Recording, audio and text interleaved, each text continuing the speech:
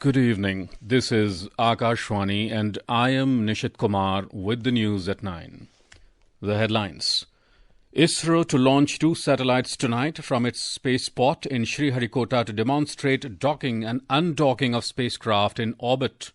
Defence Ministry signs 2 contracts worth 2,867 crore rupees for construction of Air Independent Propulsion Plug and integration of Electronic Heavy Weight Torpedo. Union Finance Minister Nirmala Sitharaman chairs the 6th Pre-Budget Consultation with experts and representatives from industry, health and education sectors. India's manufacturing sector witnesses remarkable growth this year, underscoring its transformation into a global powerhouse.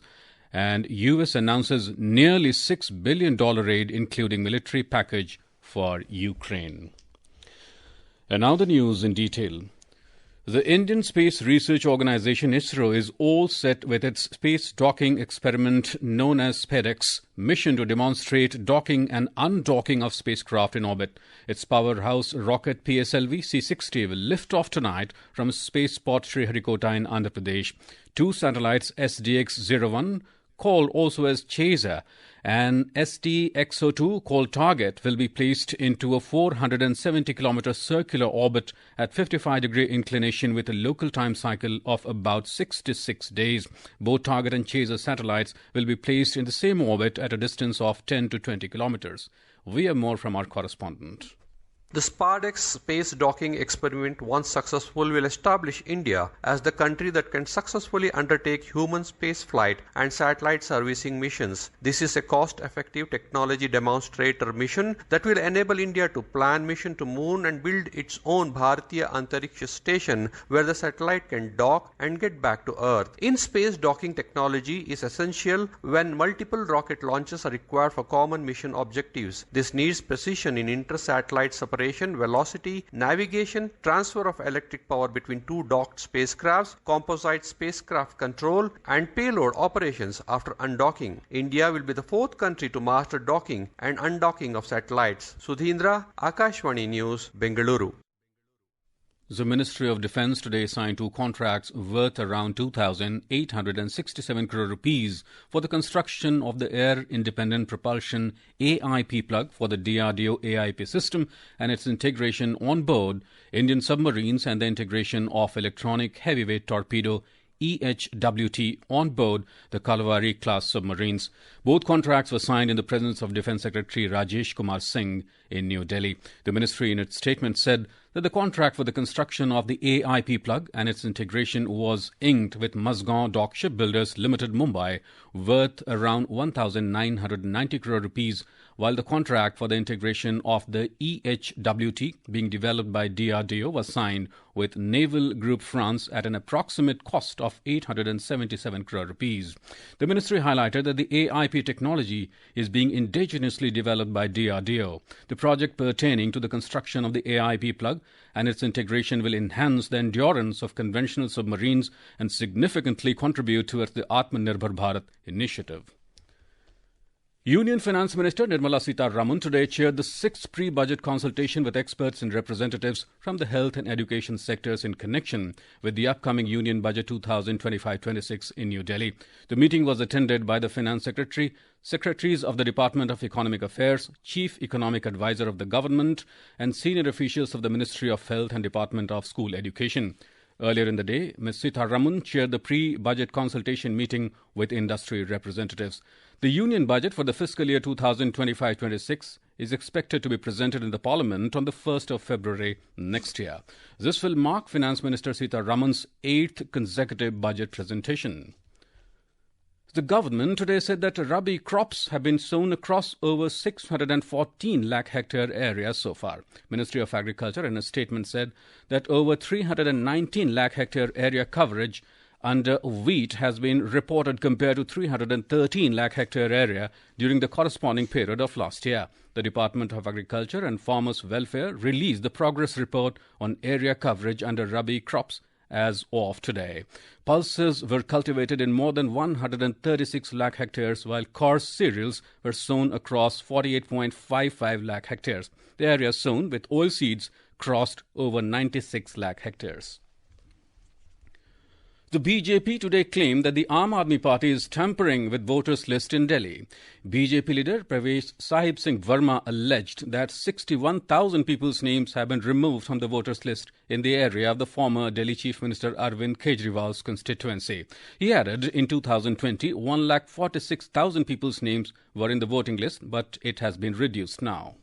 नए voter को अलग रखे तो लगभग 61,000 vote नई दिल्ली विधानसभा में पिछले 5 साल में कट गया है। तो ये 61,000 वोट पिछले 5 साल में कटा, इसके ऊपर में अरविंद केजरीवाल ने एक बार भी प्रेस कॉन्फ्रेंस नहीं की। यानी कि अरविंद केजरीवाल की टीम जो भारतीय जनता पार्टी के समर्थक हैं, वोटर हैं, उनको पहचान कर करके उनकी वोट काटने का काम कर रही। The BJP also questioned Aam Aadmi Party national convener Arvind Kejriwal for announcing an 18,000 rupee monthly honorarium for priests and granthis. Addressing the media, BJP leader Prem Shukla took a dig at AAP for not providing such benefits to priests earlier. In Punjab, the day-long Bandh by farmers passed off peacefully. However, it crippled the rail and road traffic, causing inconvenience to general public. Emergency services, including ambulances, were though allowed to move. The traffic has been resumed now. The call for the shutdown was given by farmers' unions, demanding, among other, legal guarantee for the MSP for crops. The News Services Division of Akashwani will bring a special 30-minute program in English tomorrow, 2024, the year that was, the memories that remain. This program can be heard on 100.1 FM Gold channel and additional frequencies from 8 p.m. onwards. This program will also be available on our website newsonair.gov.in and on our YouTube channel Akashwani AIR and News on AIR Official. This is Akashwani giving you the news. For quick news updates around the clock, follow us on our X handle at AIR News Alerts. And for details of this stories and more, log on to our website www.newsonair.gov.in and download the News on AIR app. Welcome back to the news at 9. India's manufacturing sector has witnessed remarkable growth this year, underscoring its transformation into a global powerhouse. The Narendra Modi government has implemented far-reaching economic, social and foreign policy initiatives in the last 10 years. These initiatives have contributed to India's rise as a global power. Our correspondent reports that during this period, the country steadily positioned itself as a global manufacturing hub. We have a report.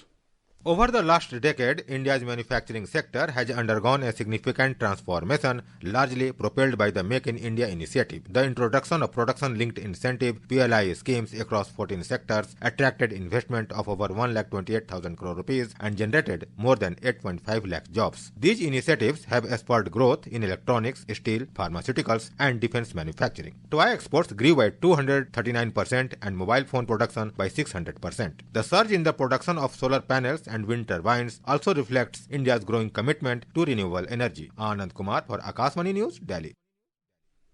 Newly appointed RBI Governor Mr. Sanjay Malhotra today expressed optimism about India's economic outlook in 2025.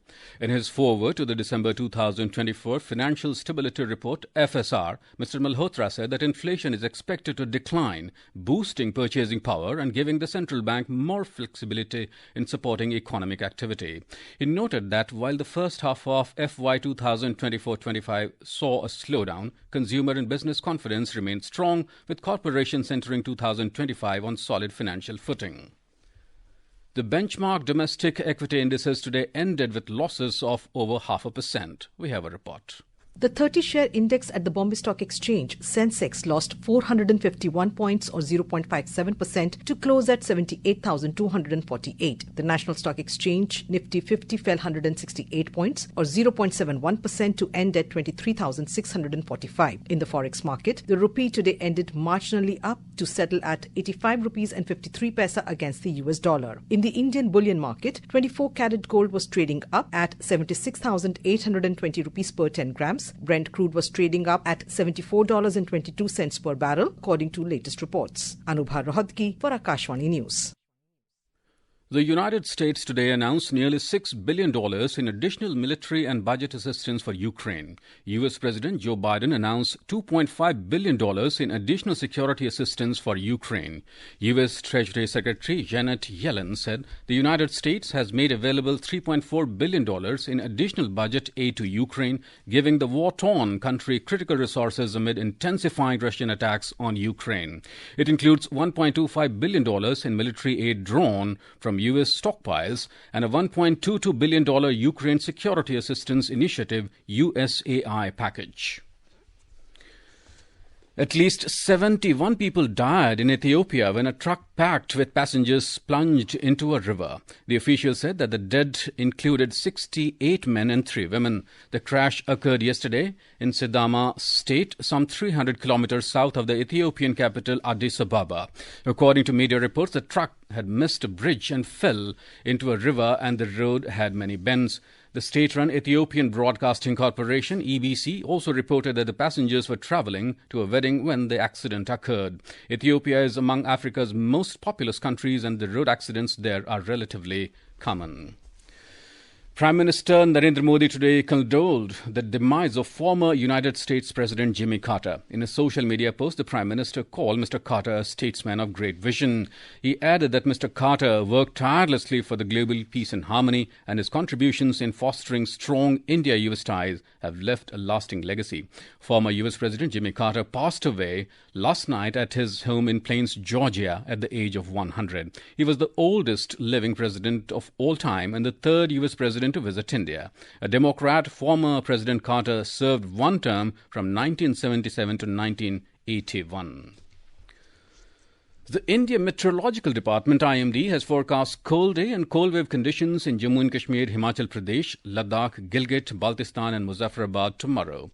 Cold wave conditions are also expected in West Uttar Pradesh, Haryana and Chandigarh tomorrow. Further, the IMD predicted dense fog conditions in the night and morning hours in isolated pockets of Odisha, Assam, Meghalaya, Nagaland, Manipur, Mizoram and Tripura tomorrow. The Met Department also predicted fall in minimum temperatures by 2 to 3 degrees Celsius over central and east India during the next 2 to 3 days. Meanwhile, the movement of several trains have been adversely affected due to low visibility caused by fog across various parts of the country. According to Indian Railways, as many as 15 Delhi-bound trains are running late. These trains include the Ranikhet Express, Pooja Express, Gorakhdham Express, Paschim Express and Andaman Express. Passengers have been advised to check the latest status of their respective trains in which they are travelling before boarding them. In Himachal Pradesh, the work of road restoration in snow-covered areas continued in full swing today after the weather cleared in most parts of the state. Road, electricity and drinking water supply has been restored at most places in the tribal areas of the state. We have a report. The Atal Tunnel Rohtang, which was closed for the last 3 days due to snowfall, has been opened for emergency vehicles, while the movement of 4x4 small vehicles on the Manali-Kelang road has started from today. National Highway 5 in Kinnaur district has been restored for all types of vehicles till Puhu. In view of the slippery roads, the administration has advised the drivers to take precautions. Cold wave continues to prevail in most parts of the state, and the minimum temperature in the upper areas is being recorded below zero. The Meteorological Department has issued a yellow alert of increasing cold wave in the plains and mid-mountain areas of the state for the next 2 days. Prabha Sharma, Akashvani News, Shimla. In the Hockey League, India, the match between UP Rudras and Vedanta Kalinga Lancers is underway at the Birsa Munda Hockey Stadium in Rourkela. The Kalinga Lancers were leading by 1-0 when reports last came in. Enrique Gonzalez scored in the first quarter to put the Kalinga Lancers ahead in the match. And in the Border Gavaskar Trophy cricket, Australia registered a 184-run victory over India on the 5th and the final day of the 4th Test in Melbourne. With this loss, India has thin chances for reaching the World Test Championship finals. And now, before we end the bulletin, the headlines once again. ISRO to launch 2 satellites tonight from its spaceport in Sriharikota to demonstrate docking and undocking of spacecraft in orbit. Defence Ministry signs 2 contracts worth 2,867 crore rupees for construction of Air Independent Propulsion Plug and integration of Electronic Heavy Weight Torpedo. Union Finance Minister Nirmala Sitharaman chairs the 6th pre-budget consultation with experts and representatives from industry, health and education sectors. India's manufacturing sector witnesses remarkable growth this year, underscoring its transformation into a global powerhouse. And US announces nearly $6 billion aid, including military package for Ukraine. For details of these stories and more, log on to our website, newsonair.gov.in and News on AIR app. And that's all in the News at 9. Good night.